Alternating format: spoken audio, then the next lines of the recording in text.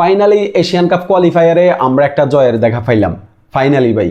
কিন্তু এই জয়টা আমাদের আরও আগেই পাওয়ার কথা ছিল, যেখানে প্রায় প্রত্যেকটা ম্যাচেই আমরা শেষের দিকে নিজেদের ভুলের কারণেই হোক বা হচ্ছে ভাগ্য সহায় না হওয়ার কারণে আমরা শেষের দিকে হচ্ছে রেজাল্ট নিজেদের পক্ষে আনতে পারতেছিলাম না।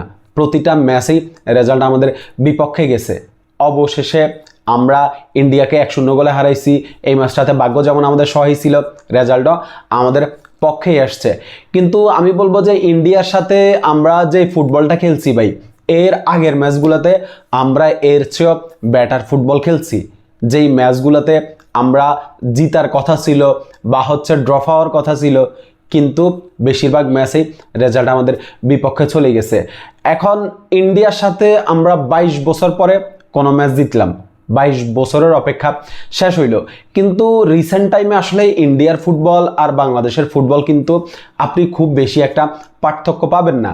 পার্থক্য যেখানে সেটা হচ্ছে ইন্ডিয়ার ফিফা র্যাঙ্কিং 100-র কাছাকাছি, আমাদের ফিফা র্যাঙ্কিং হচ্ছে 200-র কাছাকাছি। এই যে পার্থক্য শুধু ফিফা র্যাঙ্কিংয়ে, কিন্তু মাঠের খেলার মধ্যে খুব বেশি একটা পার্থক্য আসলে দেখা যায় না। লাস্ট 5-6টা ম্যাচের রেজাল্ট যদি আপনি দেখেন, তাহলে আমরা জিততে পারি নাই, কিন্তু আমরা ভালো ফুটবল খেলছি। ইন্ডিয়া আমাদের সাথে কোনো ম্যাচ আসলে ডমিনেট করে জিততে পারে নাই, যেভাবে ফিফা র্যাঙ্কিংয়ের ব্যবধানটা।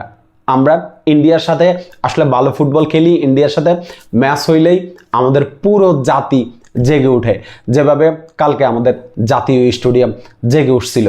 হামজা এরপরে সামিদ সোমদের সমর্থন দেওয়ার জন্য পুরো স্টেডিয়ামে প্রায় 22,000-23,000-এর মতো দর্শক ছিল ভাই। পুরা গলা ফাটায়, আমি তো চিল্লাইতে চিল্লাইতে আমার গলা এখন ভেঙেই গেছে, গলা বসে গেছে, কথা বলতে আমার কষ্ট হইতেছে। কিন্তু এই ম্যাচের যে একটা অনুভূতি ভাই, এই ম্যাচের যে একটা অনুভূতি, তাও ম্যাচটা দেখছি আলট্রাস গ্যালারিতে আলট্রাসদের সাথে বসে, মানে অন্যরকম একটা অনুভূতি হয়েছে এবং অন্যরকম একটা এক্সপিরিয়েন্স হয়েছে এই ম্যাচটা দেখে। দুর্দান্ত ছিল। কিন্তু এই ম্যাচটাতে আসলে আমরা কি অনেক বেশি ভালো ফুটবল খেলছি? আমি বলবো যে ভাই, আমরা অনেক বেশি ভালো ফুটবল আমরা খেলি নাই। উল্টো ইন্ডিয়াও কিন্তু ভালো কিছু চান্স ওরা পাইছে, যেগুলো হচ্ছে হামজা তো ওই হেডটাতে যদি ক্লিয়ার না করতো, তাহলে তো ওই মুহূর্তে খেলায় সমতায় চলে আসতো এবং আমরা ওই মুহূর্তে গোল হজম করতাম। যেখানে হামজা ছিল পুরো মাঠে, হামজা একাই লড়াই করছে আপনার পুরো বাংলাদেশের হয়ে।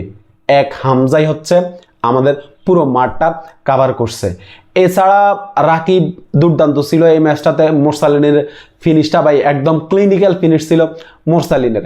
এরপরে হচ্ছে আপনার সামিদ সোমম অসাধারণ ম্যাচ খেলছে। মিতুল মার্মা 2-1টা মিস্টেক করছে, তারপরেও কালকে একটা ভালো ম্যাচ খেলছে। কিন্তু ওই যে আমরা যে সিন্ডিকেট নিয়ে সিল্লি করি, ওই সিন্ডিকেট কিন্তু থেকেই গেছে। এই যে সাদুদ্দিন, সোহেল রানা, ফয়সাল আহমেদ ফাহিমরে আসলে কেন এত সময় পর্যন্ত মাঠে রাখা হয়েছে? কি ছিল ফয়সাল আহমেদ ফাহিমের মধ্যে? কিছুই ছিল না। সোহেল রানাকে নিয়ে অনেকেই দেখলাম যে সোহেল রানা অনেক ভালো ফুটবল খেলছে, সোহেল রানাকে অ্যাপ্রিসিয়েট করতেছেন, কিন্তু ভাই অন্য ম্যাচগুলোর তুলনায় হয়তো একটু ভালো খেলছে। কিন্তু সোহেল রানার পজিশনে যে জামাল ভুঁইয়া খেলছিল গত ম্যাচটাতে, সেই জামাল ভুঁইয়া নেপালের সাথে অ্যাসিস্ট করছিল।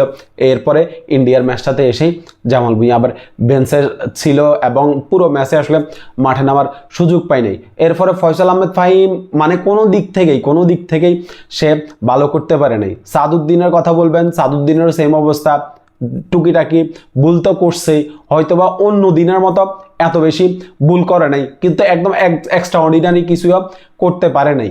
শেষ পর্যন্ত ইন্ডিয়ার সাথে আমরা ম্যাচটা জিততে পারছি, এটাই হচ্ছে এখন স্বস্তি। আরেকটা হচ্ছে হ্যাভিয়ার ক্যাব্রেরা তো এতক্ষণে আসলে তার চাকরি চলে গেছে বলতে কি, চুক্তি শেষ হয়ে গেছে, যার কারণে বাফু ভাইয়ার তার সাথে চুক্তি রিনিউ করে নাই। এখন বাফু ভাইয়ার নতুন কোচের সন্ধানে যাবে।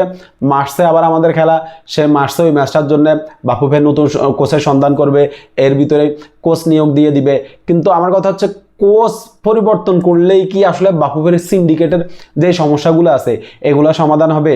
বাফুফে যদি নিজে পরিবর্তন না হয়, বাফুফের যদি সিন্ডিকেট আসলে বন্ধ না করে, তাহলে হচ্ছে কোচ পরিবর্তন করলে আসলে কোনো লাভই হবে না। আপনি এইখানে পেপ গার্দিওলা, এরপরে কার্লো আনচেলত্তি, এরপর হচ্ছে ক্লপ, এই লেভেলের কোচ আনলে আপনি কিছু করতে পারবেন না যতদিন আপনার ফুটবল ফেডারেশন থেকে সিন্ডিকেট না যাবে। ফুটবল ফেডারেশন থেকে যেদিন সিন্ডিকেট যাবে ওই দিন হচ্ছে বাংলাদেশের ডাগ আউটে আপনার যেই দাঁড়াবে সেই হচ্ছে সফল হবে। এখানে আমি আপনার অ্যাভারেজ কোচের কথা বলতেছি না, একজন ভালো কোচ দাঁড়াবে যখন যখন হচ্ছে সিন্ডিকেট থাকবে না তখন কিন্তু সে সফল হবে। সো মার্চ পর্যন্ত আবার বাংলাদেশের খেলার জন্য অপেক্ষা করতে হবে।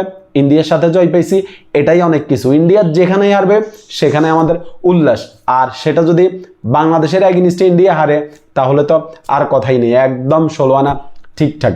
সো শুভকামনা রইল বাংলাদেশের জন্য। মার্চ পর্যন্ত সবাই অপেক্ষা করুন। এর ভিতরে বাংলাদেশের ঘরোয়া ফুটবল আছে। আমি বলবো যে ভাই, ঘরোয়া ফুটবল নিয়ে আসলে অনেকেই অনেক কথা বলেন, মান ভালো না এই সেই, কিন্তু ঘরোয়া ফুটবলটা ফলো করুন ভাই।